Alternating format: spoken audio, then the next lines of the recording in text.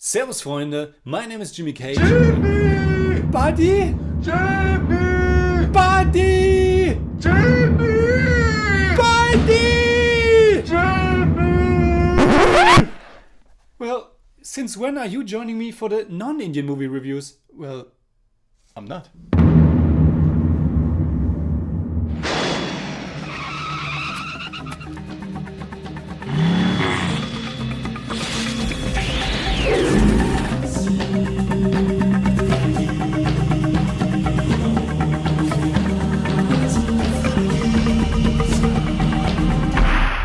Servus Freunde, my name is Jimmy Cage, and if you have never seen Akira before, I promise you it will blow your mind. It's a 1988 Japanese science fiction anime directed by Ôtomo Katsuhiro.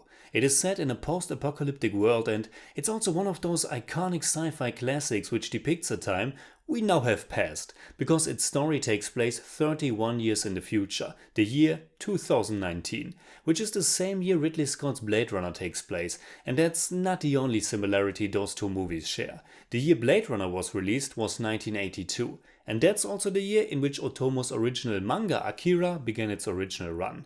Initially, he didn't plan to adapt it for the big screen, but he became very intrigued when the offer was put before him. He agreed under the condition that he retained complete creative control.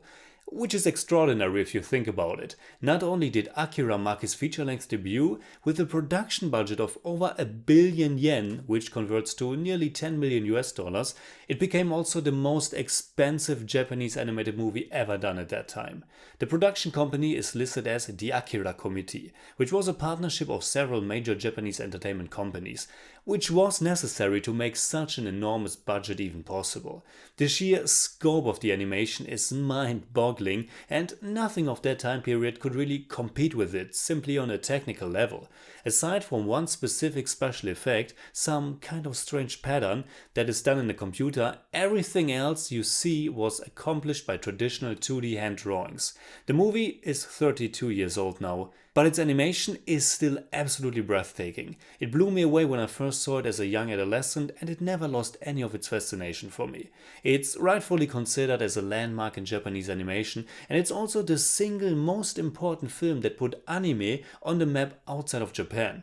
And even though I already grew up with some other popular anime like Dragon Ball in the early 2000s, my first exposure to and reaction about Akira must have been quite similar to many other people, especially people from the West. This wasn't made for children. This wasn't just some fantastical fairy tale-like adventure.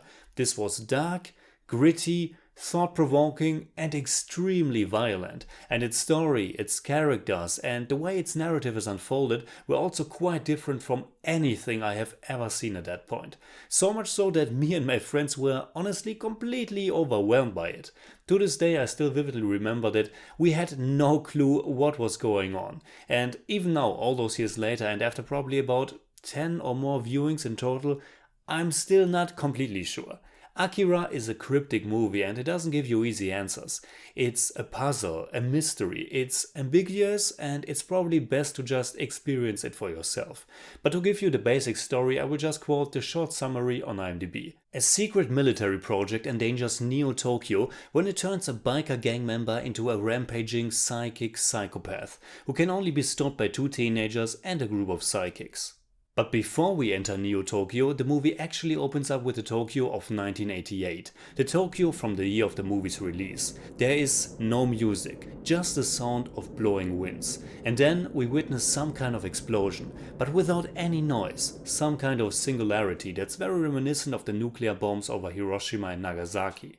Without much of an explanation, just a short text, we jump 31 years ahead in time. To Neo-Tokyo, to some very distinct booming drums, not unlike the iconic Inception sound. And to the title, Akira, in big bright red letters. I have already pointed to the film's remarkable level of animation, but almost equally fascinating and important is the unique soundtrack. It is unlike any other soundtrack you have ever heard. I have read that it heavily draws from traditional Indonesian gamelan music, in addition to elements of Japanese no music, and it has a very tribal, often very disturbing quality. And the animation combined with that music, the direction, the atmosphere, the world building, the beginning of Akira is absolute perfection. I am very certain that all of the greatest films ever made also have phenomenal beginnings. The beginning of a film is simply too important for a truly great film not to open up with something special. When our protagonist Kaneda is mounting his iconic red motorcycle, easily one of the coolest, if not the coolest motorcycle ever put on film, and drives through the nightly streets of Neo-Tokyo, surrounded by dozens of different lights and colors, you just have to fall in love with this. I can't think of anyone who is passionate for animation or film in general who doesn't think this is the greatest thing ever put on screen. We have two rival biker gangs fighting each other in the middle of this futuristic megacity. We have beautiful compositions, incredible action, high-speed chases, slow-motion attacks, light trails, shocking violence, and all of this right from the start without any warning of what's coming.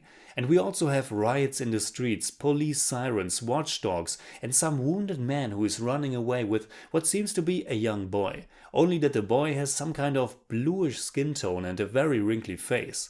When the man gets shot to pieces and the boy's scream alone is able to make everything around them crumble, you realize this is something else completely. The first 16 minutes establish almost all important characters and, more importantly, the feeling and DNA of the film. Now, the problem with Akira is that pretty much every single scene is astonishing and worth talking about. How everything is crafted, the perspectives, the colors, the sound design, the music. It's remarkable. Now, I can't and I don't want to talk about every little scene in detail. If you have never watched Akira before, I want you to experience it for yourself. I will go into some of the further story a bit more, but I certainly don't want to take anything away from its ending, which, if you really have no idea, will make your heads explode. Now, the story is not that easy, but what I love about movies like Akira is that it takes place in a world that already has so much history, so much lore that's hinted at. That there is a past that's important for the events unfolding in the movie's 2-hour runtime, but we can't be completely sure what that past is and how everything is connected. Akira features a lot of different characters, and with the exception of maybe one, none of them is just good or bad.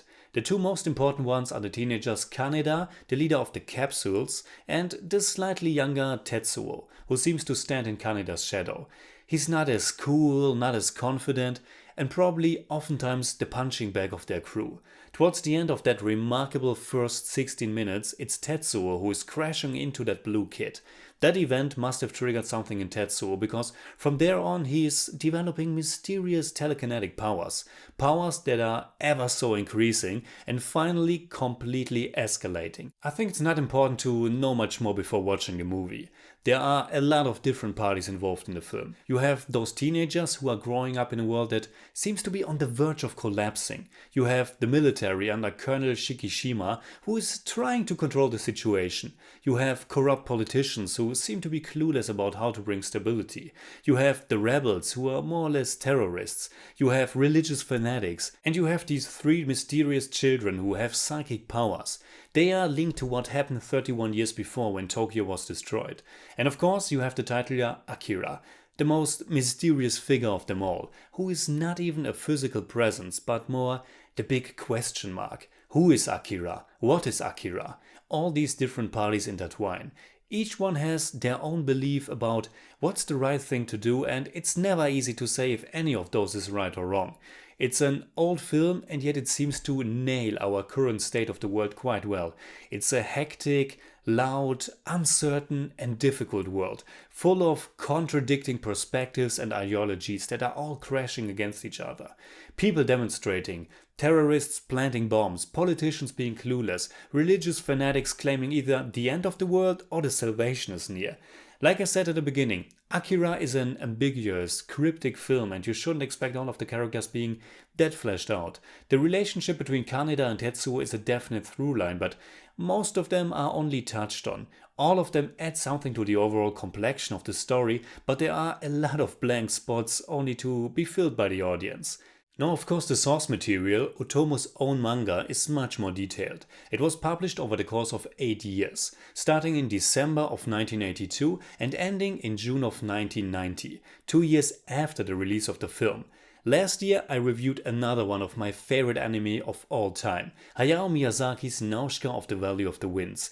Both films have manga that are way bigger than what could have been included into a 2-hour narrative. When I reviewed Nausicaa, I had just begun to delve into the manga, and now that I review Akira, I have finally ordered the manga as well. Which had been on my wishlist for ages, but it's super long and also super expensive. But this also means that I'm not really that familiar with the manga yet. I do know that the film had to left out a lot of character stuff, and almost all things that are just touched on in the film are explored more in the manga.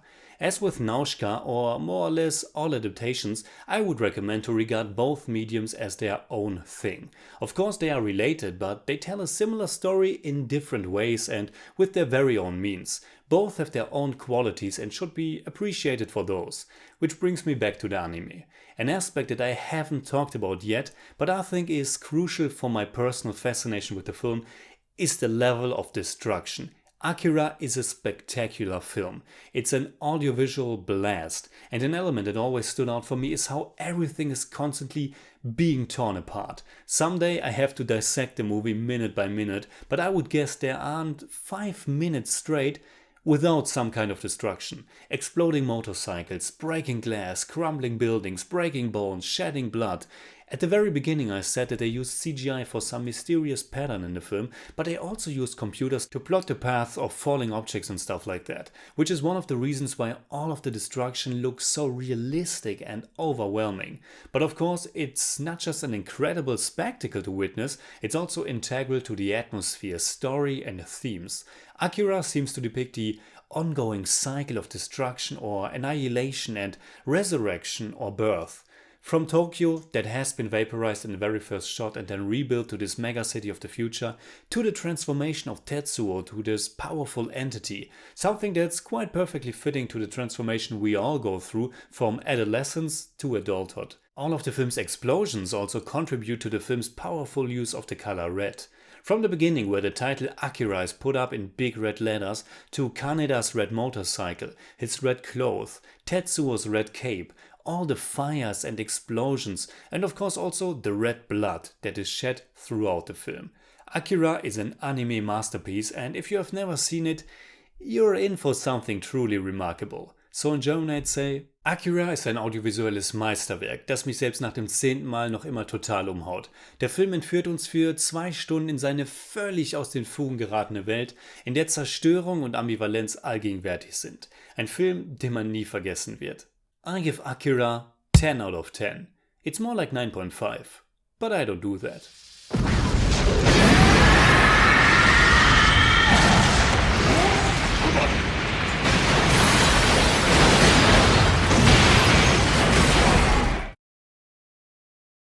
Alright, that's it like always. Comment below and let me know what you think about Akira. And you can hit me up on Twitter, Instagram and Letterboxd simply at TheJimmyCage. And you can hit me up on Twitter at TheBodyMeister. But you didn't do anything. Well, I didn't.